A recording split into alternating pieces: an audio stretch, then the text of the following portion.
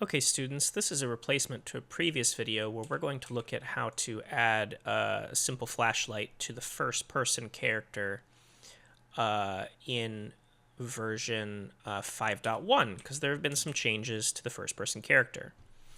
Before starting this, make sure that you have a flashlight already downloaded. So here's a flashlight I got from Sketchfab and a material that I put together from Sketchfab that we'll be using to make our flashlight.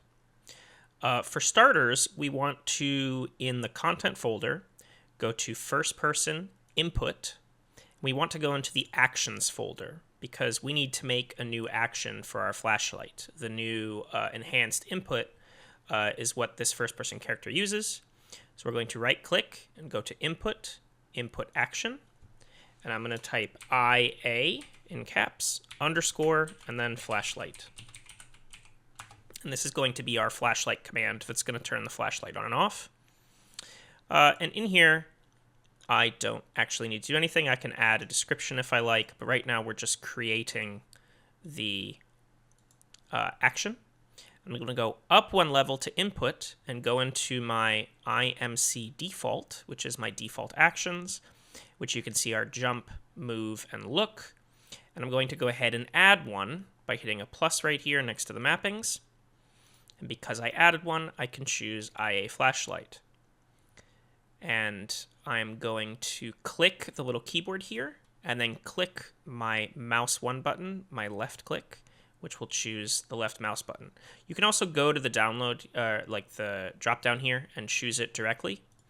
And if you want and plan on using a controller, you could also add an additional option here and go find like the controller, one of the controller buttons, right? But for right now, I'm going to leave it as just left mouse. And in here, I'm going to add a trigger, the little plus here. I'm going to tell it that I want it to happen on pressed, because otherwise, if we hold down the button, it's going to constantly turn our flashlight on and off and on and off and on and off. So we want it to happen only when pressed, so that I have to press it again to turn my flashlight on and off. So I'm going to go ahead and save my default actions. I'm going to do a save all real quick. And you may have noticed that we have an IMC weapons here. This is the one that's triggered when you pick up the gun. But I'm going through this with the assumption that we're going to remove the gun, and our character will just spawn with the flashlight. So next, we want to go ahead to our first-person folder and go into the blueprints folder and double-click on our BP first-person character. So we can see here we have our input mapping code for how the camera works, how your movement works, and how jumping works. So we're going to come down here, and I can right now right-click, and if I type flashlight, we will see a new action event, IA flashlight, and you can see it resembles the jump. For now, I'm just going to pull it off and type print string, which is going to make sure that it's working, so that if I start the game, if I click my left mouse, you'll see in the upper left there, it's saying hello, so I know that it's working. Now let's actually make it a flashlight. So we go to our viewport, we can see that the new 5.1 character has these sort of idle hanging arms because it hasn't picked up the gun yet. And we can do a couple things here, but for now, what I'm going to do is put them in the pose for when they're holding the gun by going to animation asset on these arms, first person mesh, and changing it to rifle idle, which is the one that just sort of sits there and floats.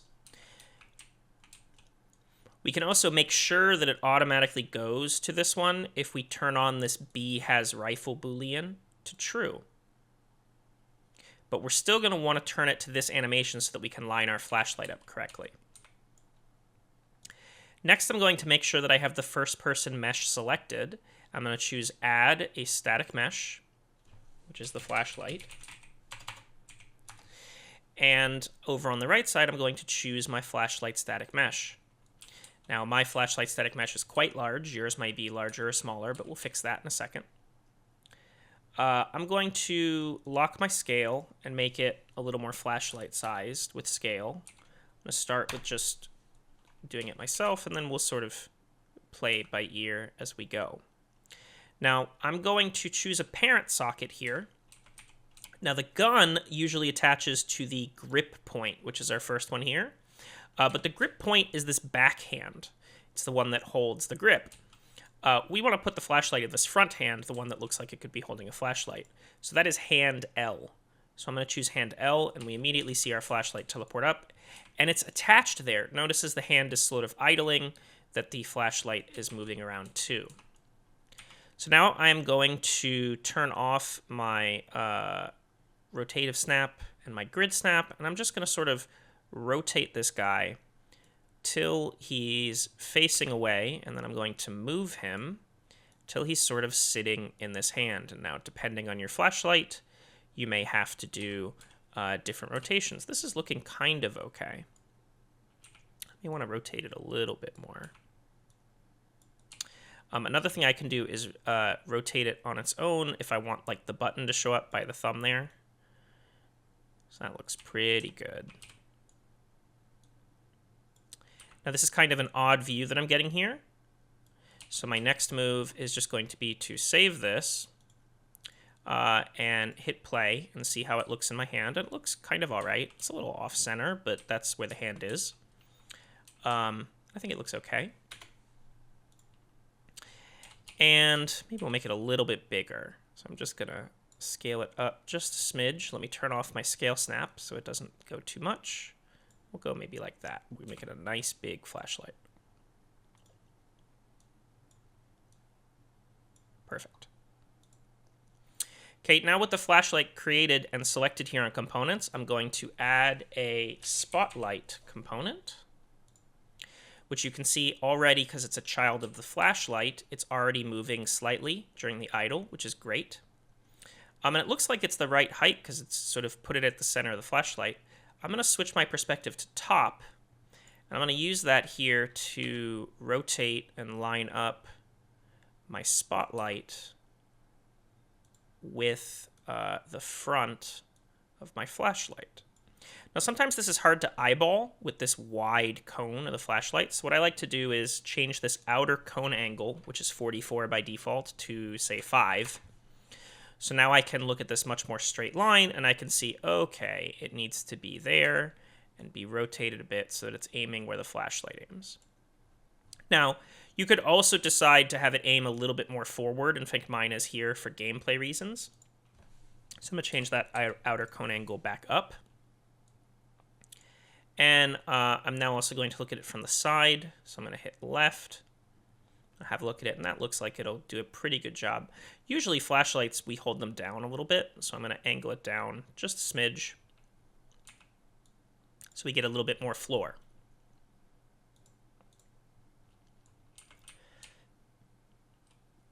A couple other quick changes. I'm going to change my light color to something just a bit more yellow, as you can see here, so that it looks like it matches that flashlight aesthetic. I'm going to hit compile. And while we're here, we can go to our event graph and delete this print string, and now pull out the spotlight item. And I'm going to type toggle, and we want toggle visibility. So now whenever we trigger the flashlight code of clicking left click, it will toggle the spotlight on and off. And if you want to get even deeper immersion here, you could add a little click sound effect here, and that would work great. So I'm going to hit play, and you can kind of see here that it works as I get near things. I have a flashlight. Let's see how it works if I make it dark. So let me make it dark in here, and we'll hit play, and we can kind of see I have this flashlight. Now, it definitely works realistically, but it doesn't give us this like clean beam along the edge, and it doesn't go very far. So there's a couple of options that we have to work with in our flashlight settings. So I'm going to go to that spotlight again, and we have here a couple options. I can increase the attenuation radius, which is going to make this cone of light longer. So if I make it, say, 2000, you'll see it now goes farther away from me, which will help some.